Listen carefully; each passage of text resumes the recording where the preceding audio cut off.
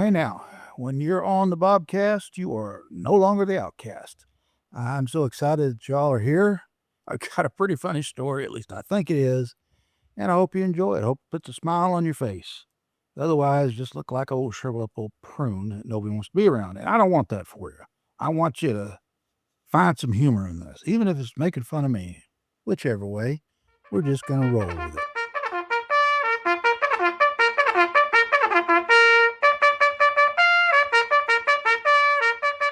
Now, this ought to appeal to about everybody, especially the prior military, because this happened on a military post. Oh, geez, probably 20, 30 years ago now. And then this is how the story was told to me. But I knew all these guys, and they were they were a riot.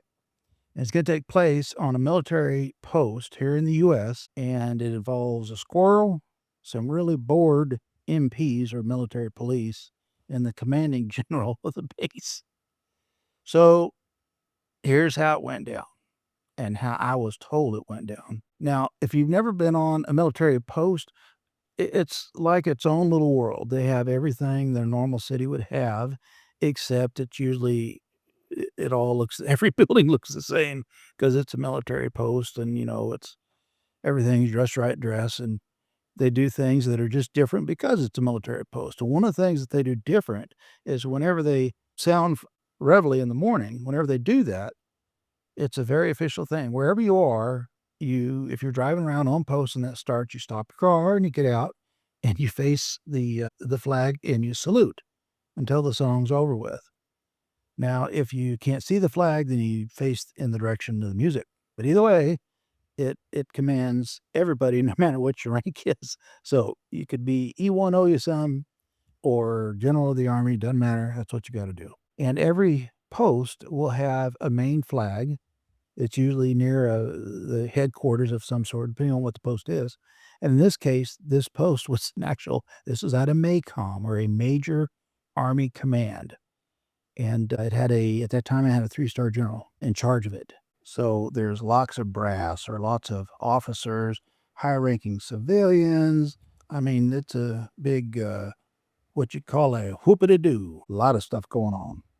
Bigwigs and such. Now, the ones that would handle this, the reveille and retreat, were the MPs. If you're driving wherever you are, if you're just walking around outside, you face the flag, salute till the song's over with.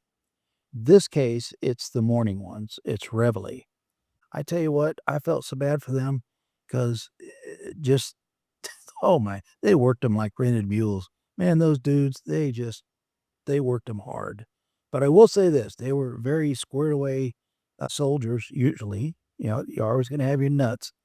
In fact, there was one kid that did some crazy stuff. But anyways, they're for the most part, they're very squared away. But the military police, in this instance, handled reveille in the morning.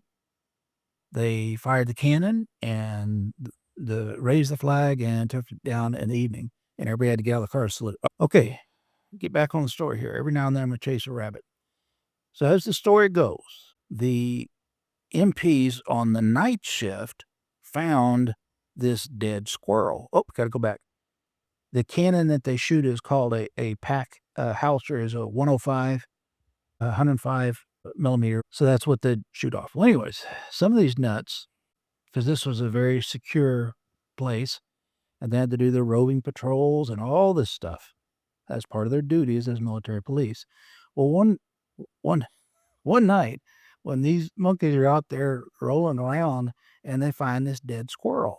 Now, there are squirrels all over the place. We actually had deer on the compound and even within that secure facility. Well, they found this dead squirrel, and they began to think of what they could do with it. Now, if you've ever been in the military, you know good and well probably the direction this is already taking you, because anytime you have board troops, you're going to have all kinds of paperwork involved in it, because we're going to do some of the craziest stuff you can think of. Well, anyways, as the story goes, they find this old dead squirrel, and one of the guys kind of scratches his head. I can't remember his name, but he was a red-haired guy, crazy, and he gets to thinking. He says, hey, I wonder what would happen if we poked that squirrel down the barrel of that 105. Now, when they fire the 105, they're not firing an actual artillery shell.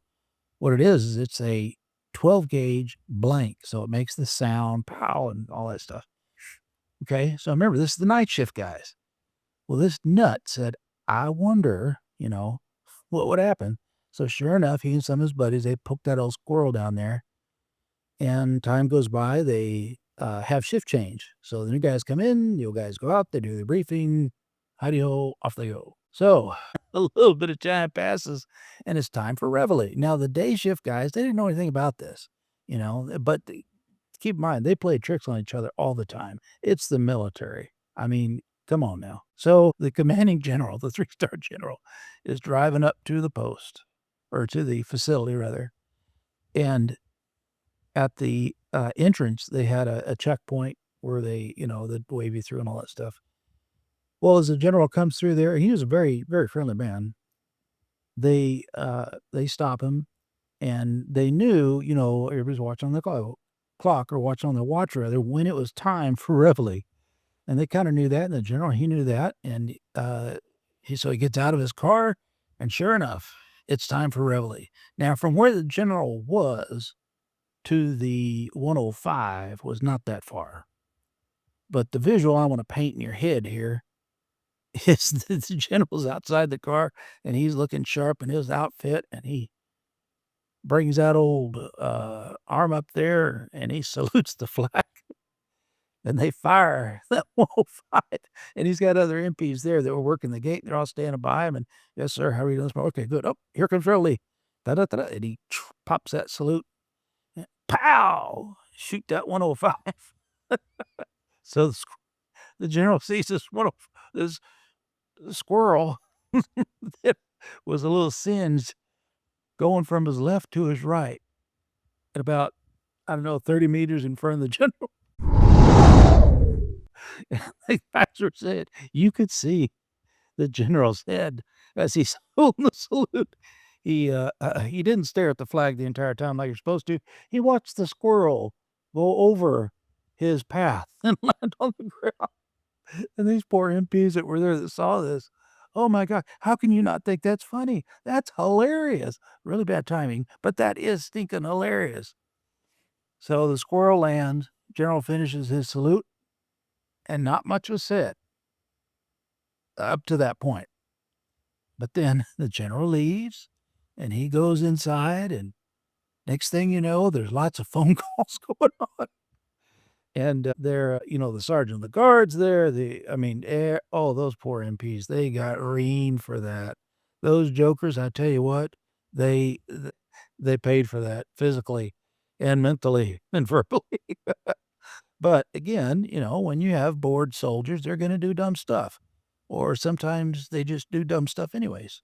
And by the way, just a fun fact here, it was all guys that did this because there were, female MPs as well. They were not involved in this, just the guys that said, "Hey, check this out." Well, anyways, that's how the story was told. I hope it brings a smile on your face. If it doesn't, well, I don't know, tickle yourself, do something. Life's short, we're not home yet as Christians, and there's humor all around us. Slow down just a little bit. I mean, you gotta admit, that's funny. A singed squirrel being shot over the general's path, that's funny. I bet you anything, when that general finally got up in his office, he cracked up laughing. At least I hope he would.